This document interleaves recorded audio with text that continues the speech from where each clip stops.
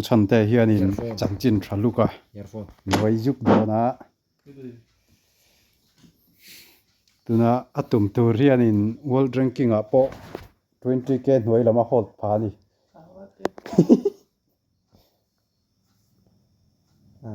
cha to lâu cái tuần cô về mi xin ăn ho mà cái quá sống là bằng là cũng thấy dùng nhiều lần cái tiền rem pui tur hi sang ruk le ti vela hold thung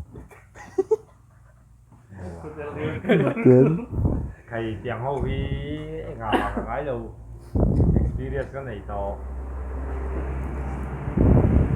quên rồi nom do này ông Chhuantea lệ changchin thraluka cái Haaland big time run này á ông Chhuantea cái này đóng dầu đó này chúa nó một tê lồng cái anh đây Chhuantea tí này đã hay về cái tổ là cái thằng to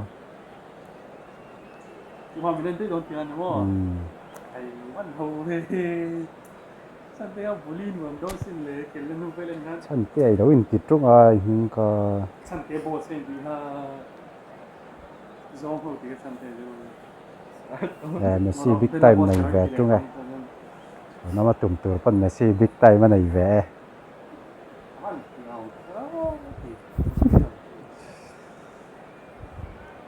Chhuantea có đầu spec là quá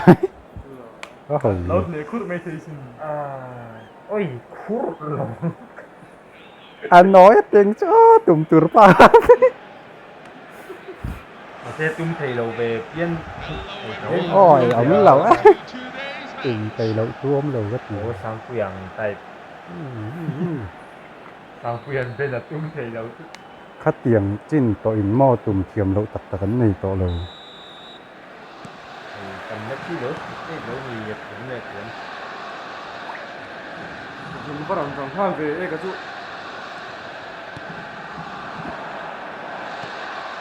anh tí cũng ta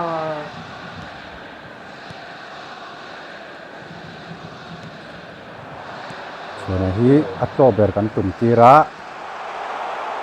October po setting phải mua làm nhà ở địa phương gì mà chúng ta lệ kỳ ngay rồi setting không sao thật phải kan veng hau hi him damaron chuak thein om lama gem mo ai lâu lúc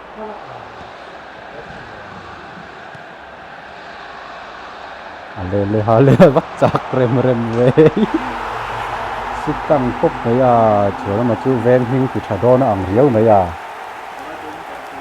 atlang om chuna ni nei gen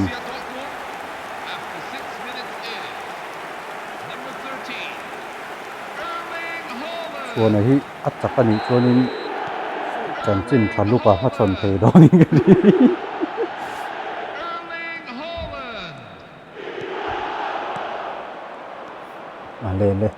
in le vaten về ko O'Reilly Zico ti zek ale dribble về zek ale le a khel pui pa hian angai sang ru phian lei thei ni thiam dewa ang ve rewa ti dan vel hi chu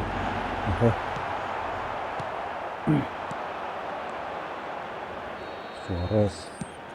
tu bola pia Aguero blitz kar la rania Aguero hi Pepe ding changkat chak về tung mai à Pepe chu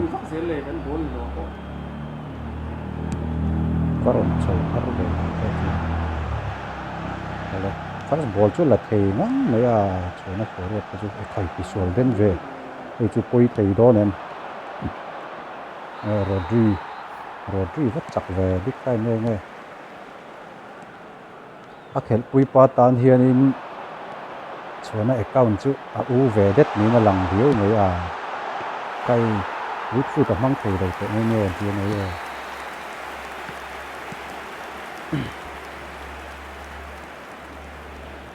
kai ngam ve ale Haaland bok ale Adriano ale sutlang do den ale le kai vắt chak to thin về vẫn tay nghe nhìn số biểu hiện của nha le ha le press na po thin ve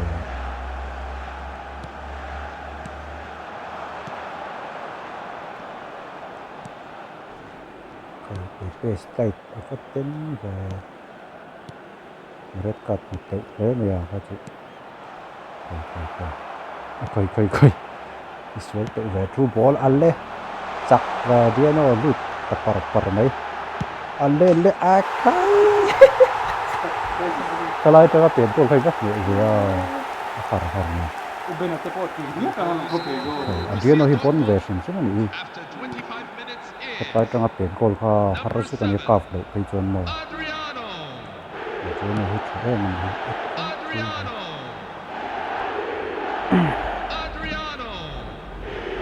Kita gọi là người lớn mình. À. Ini chỉ đây rồi thì cô là mua cái chút. khai họ lên tăng lệ cốt khai cái chú space tem được rồi này anh cốt sầu lệ dẫu sẽ chắc hạ dọc phần Adriano han hết trick cái xiêm thấy đó này cốt sẽ chuẩn cô nào hí thì nghe tiếng và liền bật ní Adriano lệ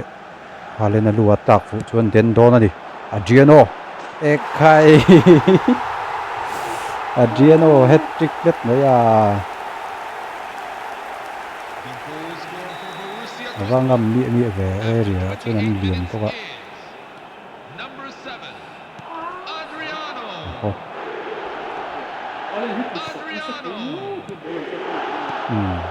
hôm Messi big tay mà nè lộn về đó ném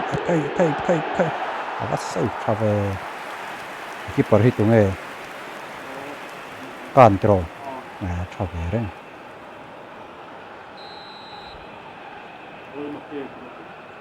gì có cần số tiêu đấy rồi bắt đầu thế chứ mà anh rồi hết về đón khăn anh té xia rồi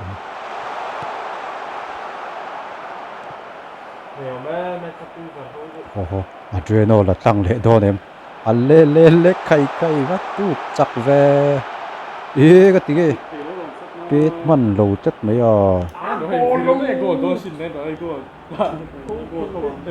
lên Go là cũng là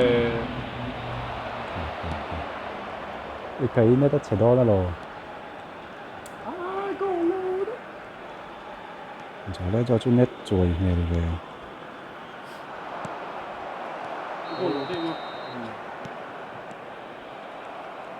chùa này hiện Adriano vắt mang cây lên goal về ta vắt tí số hậu về hát chú là serious đâu tất cả ai nếp đều em nè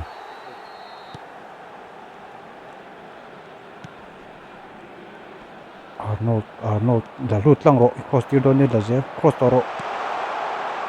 block cái này rồi lên rồi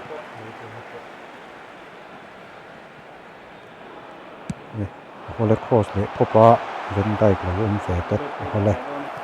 bullet header lấy đó nên bullet header palian box xì lúa hết nát lắc cho nên bồi thác về dẹp đó này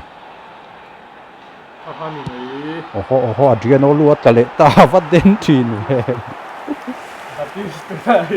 le 1-1 này rồi lấy cho bộ 1-1 ai câu này nghe ăn cho rồi tụm pa ha dìa đâu mà nhớ chả vắt luôn cái gì họ lên mình vẫn tiến đủ đấy em bốc về một lời sắp mặt vắt đúng về cảm giác cái gì là chứ power sắp chút đúng tỏ rồi rồi ai cái stay trở về sliding tới cái lithium rác mấy ạ chuột này mà sẽ bôi đó em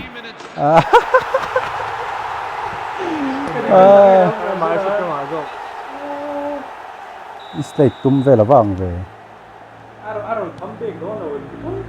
chi tru anh ấy rồi atom bôi pa rồi phur chầu về réo mấy ale chỉ có vắt tán chặt em về khai là điên đó cái tê với khát áp ngal lâu ha chứ anh lâu vô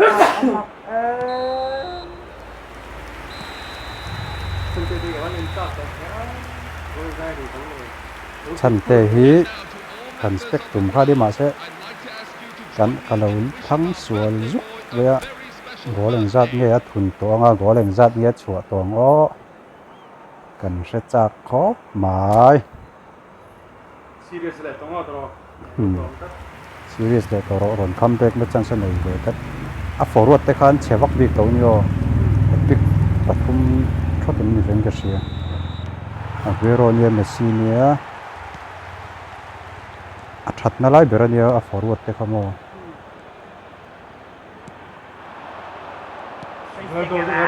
ege kan soi suare sa lo om bok ani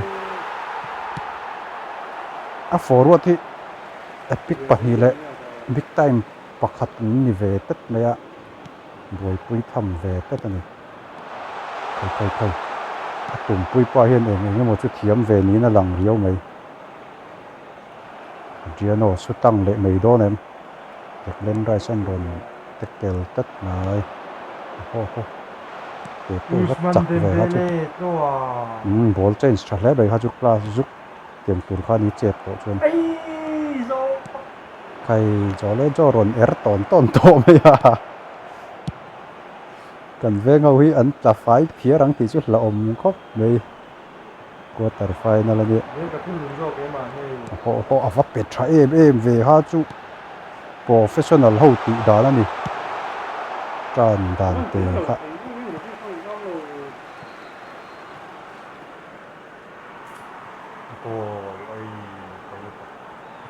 ren pu po chua le ta chi a Chhuantea la hi him hmel si lo wa chuan ma chi bei sei na kan la nei hri ni tuna chuanin mi dang jo joi la li ta mi nice jo po bei sei na lo om ve ho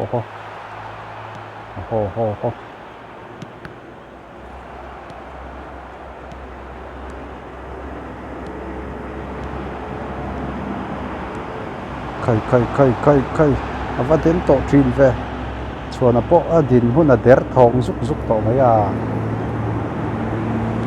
ho Adriano ala sual dewa ma se kai a vachak em ve voi khat ka a receive sual to sin le vachak pet ve ala lut le thei tet mai a Adriano goal lead thot mai a goal thun jong hi Adriano thun ve ka ni kai a om ve don tet mai a hi chu clear kai và đến tổ truyền về còn phi về cho ta clear đủ lâu tất này những một chút cái thiếm về lỗ mà tìm những ngay từ đó này hô bắt trở về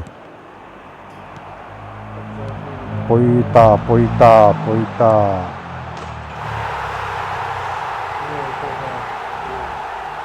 atum pui pa po hianin Aguero hi mang thiam suk sani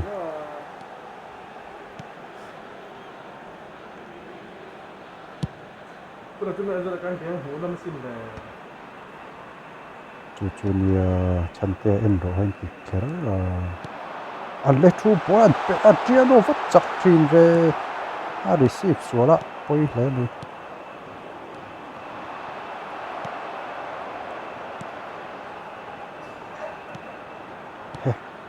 ho chapa cross chuan a den anga cross chuan alwan la angi lim lat pa che ga ti ge ron di pui chu chuk zong ron tan di pui ya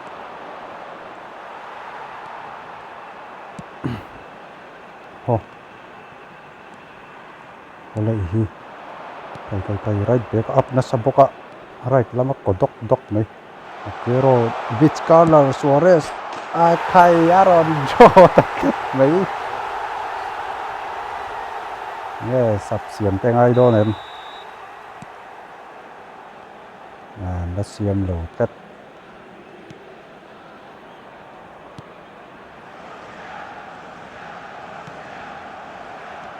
Stoichkov cái full pop đến chỉ là như vậy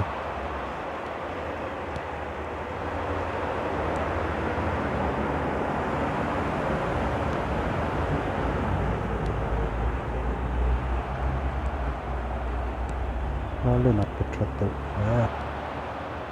ta sắp trả lúc tục đây 이 센터가 오호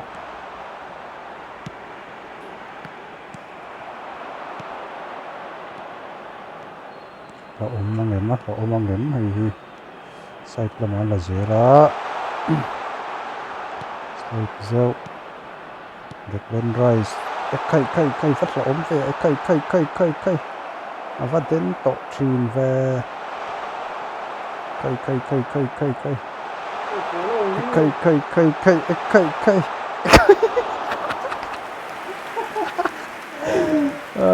Sao cái đồng đó này?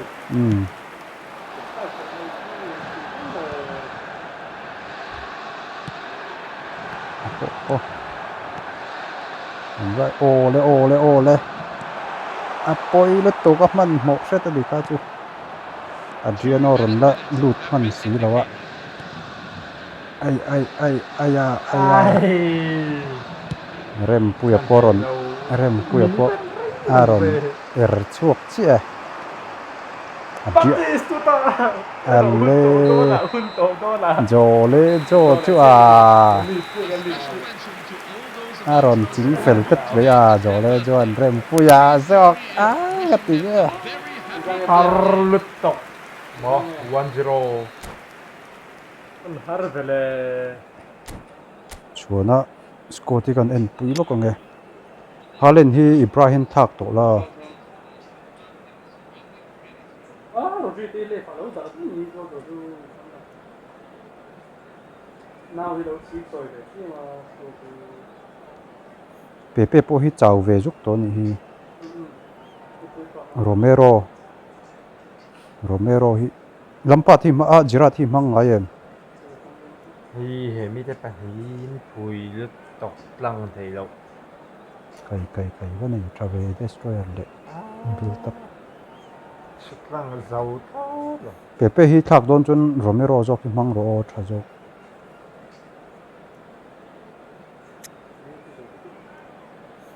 of the hal thei thawang 그런 레아는 리피 파몰 le ram pong he no ba bi ang aron tir don chat ni 사카라 빼빠이 kai Erling Haaland. Number 20. Frank Rijkaard. an trăng đun to hle vậy atira 3-0 in a lead hala di chante ten la khel lo a Number ye gì 9. Zlatan Ibrahimovic. Number 8. Steven Gerrard. Number 14. Lamine Yamal. Number 22. Dani Olmo. khel nhất to niang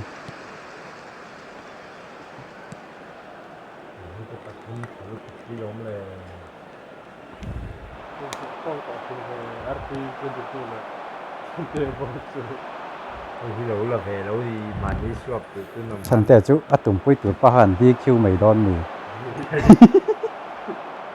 kan ve kan tak ai chuan DQ le tu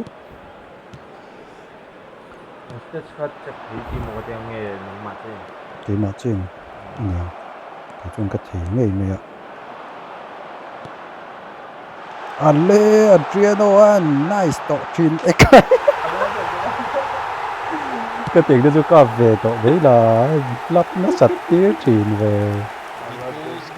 cái những dễ tổ bây giờ số này hiện in số non lệ tum tổ lâu nè atup nó ngay atup non lệ tum tổ lâu nè lên Adriano gắn mù lệ có lục na thun thầy đó đem cái Zlatan gắn mù về tết này Adriano vắt chấp túi về Adriano hi extra half a chuan mo tu striker pakhat pe thola om ha ka pakhan thak ve to ro at chang to ngot Zlatan Ibrahimovic. Zlatan Ibrahimovic.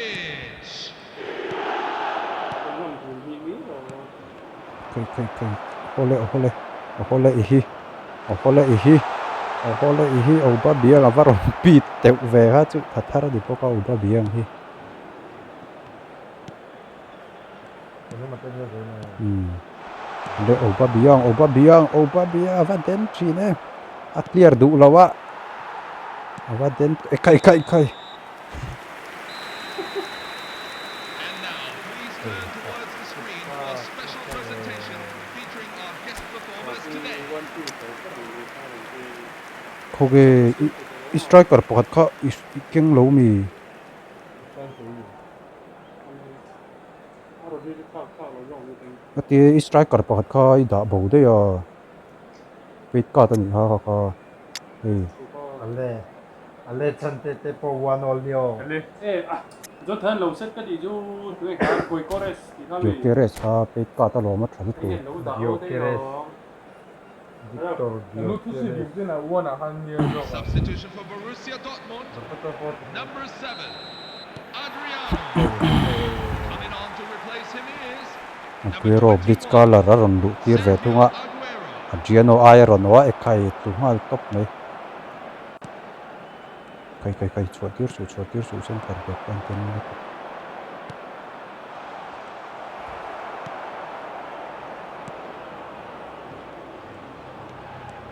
kana vana to em veng feelings na khop mai ho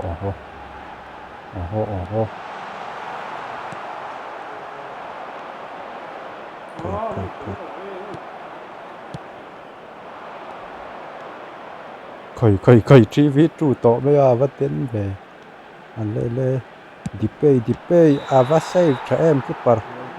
alo state về zek bốc anh mo free kick up pet dona la om phatet mai Luis Suarez la om pha về tet mai khơi vâng free kick pet thiếm lâu dọc anh mi lâu mấy hát chú này